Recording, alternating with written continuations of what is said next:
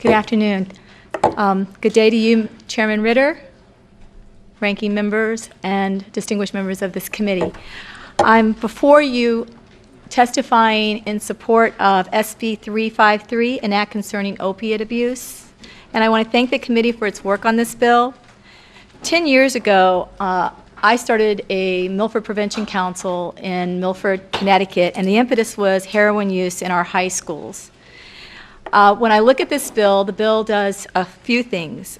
It expands membership, and I thank you for that, the membership expansion to the Connecticut Alcohol and Drug Policy Council. And I have a very simple ask. I'd like to ask that you include the Connecticut Prevention Network, which consists of 13 regional action committees on that council.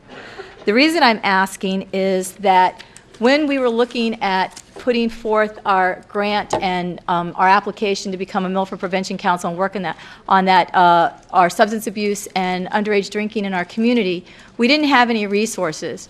And we were told that we could go to our local prevention council, which was funded through our regional RAC, VSAC, the Valley Substance Abuse Action Council. And I believe that we're missing an opportunity to include the people who are in the grassroots efforts if we don't include them in this council.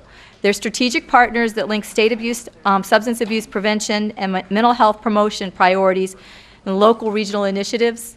They've actively engaged in policy advocacy at the local, state, and federal levels.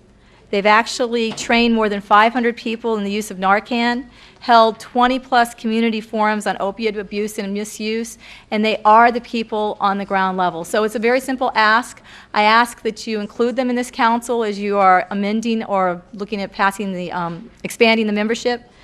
But there's a second part of that. In the current proposal, they have lost 80% of their funding. We have an opiate epidemic in this state, and we need to address it. And if we don't include the RACs, whose grassroots level on this and a myriad of substance issues aren't included and their funding isn't put there, I think we're missing a big opportunity. Thank you very much for your time. So your ask is to include the 13 RACs, as you mentioned them, within the council. Is that what you were asking us to consider? Yes. You're expanding the membership of the Drug, Alcohol, and statewide council to include people in recovery, and I think that's very important, and to include a couple of other players. I ask that when I look at the membership as it existed in the past and it exists now, I ask that you include the 13 RACs that we talk about regionalization. Here's regionalization working at the grassroots level on an issue, many issues around substance use and abuse. So I ask that you include them.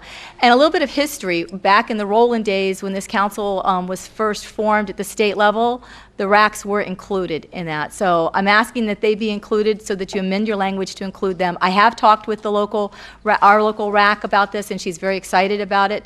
And also, just to raise the awareness that here we're talking about addressing an issue that we already have a lot of work being done in our communities by these regional action councils.